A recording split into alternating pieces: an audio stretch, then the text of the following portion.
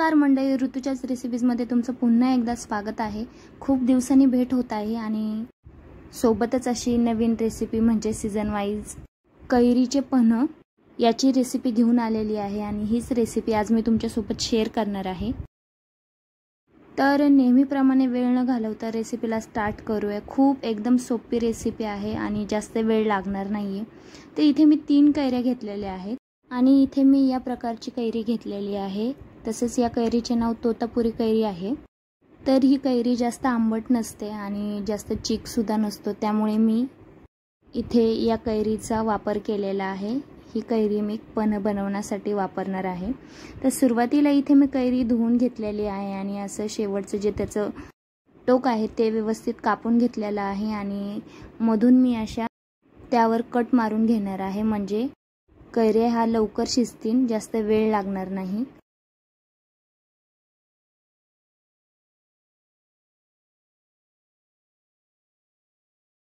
तर इथे तिन्ही सुद्धा कैरींना मी कट मारून घेतलेले आहे आणि इथे मी एका कुकरमध्ये कैऱ्या ह्या शिजण्यासाठी ठेवणार आहे आणि त्यामध्ये अगदी थोडंसं पाणी मी टाकून घेणार आहे आणि इथे मी 5 ते 6 शिट्ट्या करून घेणार आहे कुकरच्या।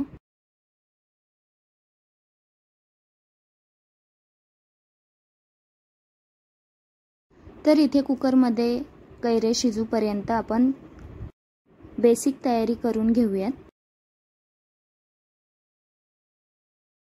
तर इथे मी एका डिशमध्ये थोडीशी साखर, थोडीशी लाल मिरची पावडर, मीठ आणि थोडीशी जिरे पावडर घेतलेले आहे। तर ही प्रोसेस करणं गरजेचं नाहीये, ते ग्लासवर थोडंसं अट्रॅक्टिव्ह वाटण्यासाठी हा मसाला इथे मी तयार केलेला आहे। बाकी पन्हामध्ये याचं मी थोडंसं सुद्धा ॲड करणार नाहीये। तर ही प्रोसेस तुम्ही नाही केली तरी चालेल, स्किप केली तरी चालेल। तर ह्या गोष्टी टाकून मी हे व्यवस्थित मिक्स करून घेतलेलं आहे आणि शेवटी हे मी ग्लासवर लावण्यासाठी साइडला ठेवून देणार आहे।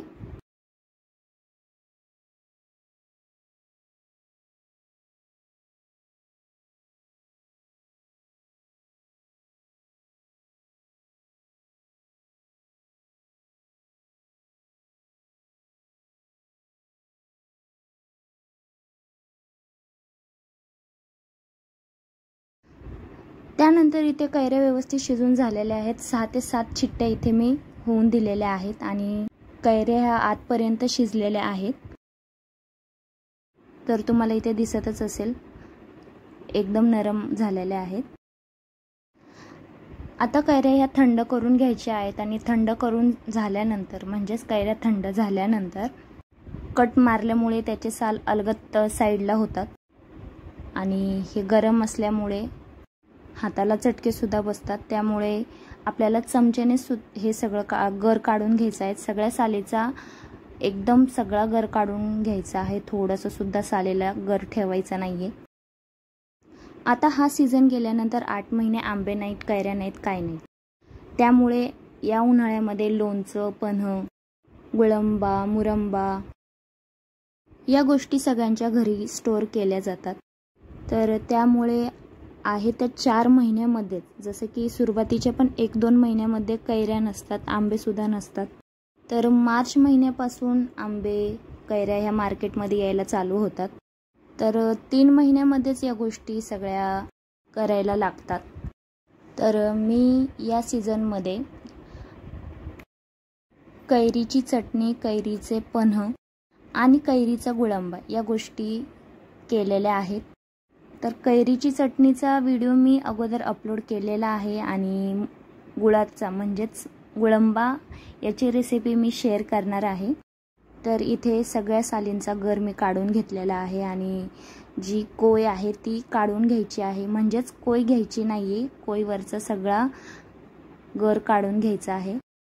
तर असं सगळा गर मी इथे काढून घेतलेला आहे आणि अगदी थोडंसं पाणी इथे मी टाकून घेतलेलं आहे। तर पूर्ण गर काढून झालेला आहे आणि यामध्ये मी अगदी थोडंसंच पाणी ॲड केलेलं आहे।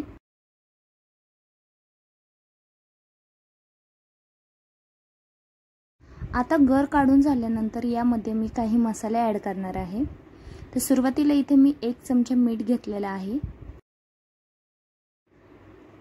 त्यानंतर इथे मी अर्धा चमचा आमचूर पावडर घेतलेली आहे, म्हणजेच मँगो ड्राय पावडर. आणि त्याचबरोबर इथे मी अर्धा चमचा लाल तिखट घेतलेला आहे.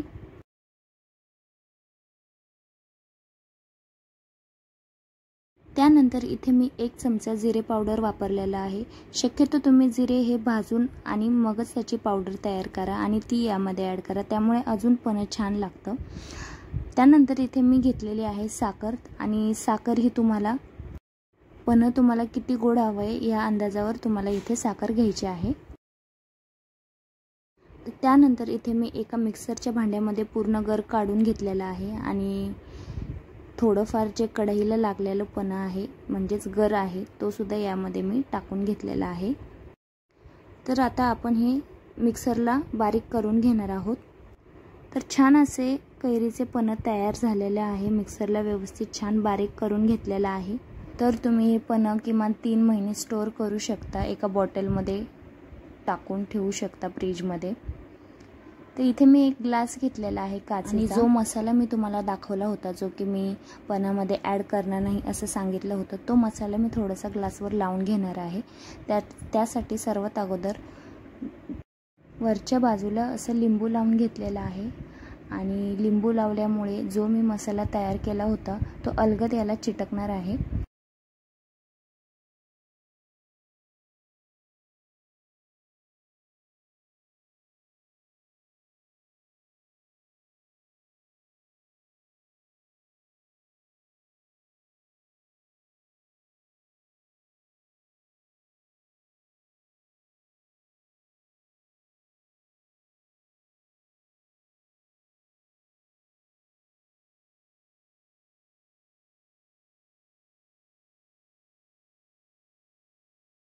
तर मसाला व्यवस्थित लावून झालेला आहे, आणि आता मी यामध्ये पन्ह बनवून घेणार आहे. तर सर्वात अगोदर जे मी पन्ह बनवलं आहे त्याचे इथे मी 2 चमचे टाकून घेणार आहे.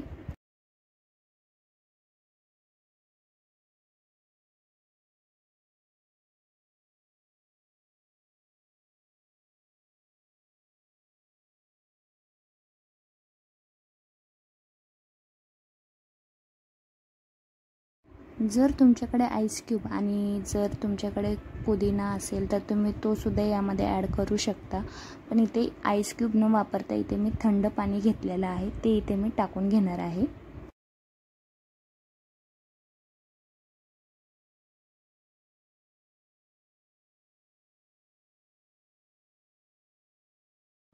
तर इथे मी फक्त अर्धा ग्लास पाणी घेतलेलं आहे, कारण इथे मी फक्त 2 ते 3 चमचेच कैरीचं पन्ह घेतलेलं आहे, त्यामुळे मी फक्त थोडंसं पाणी इथे मी घेतलेलं आहे.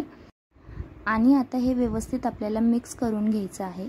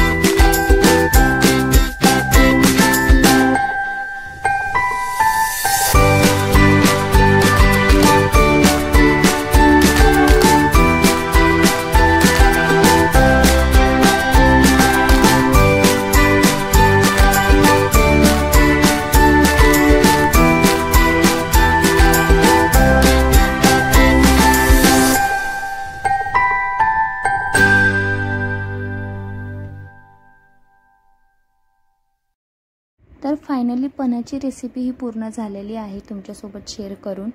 आणि आता मी जे राहिलेलं पन्ह आहे ते मी असं एका काचेच्या बॉटलमध्ये भरून ठेवणार आहे. तर मग तुम्हीसुद्धा या पद्धतीमध्ये नक्की कैरीचे पन्ह तयार करून पहा. खूप छान होतं. आणि व्हिडिओ आवडला असेल तर व्हिडिओला लाईक करा, कमेंट करा, शेअर करा आणि चॅनलला सबस्क्राईब करा. धन्यवाद.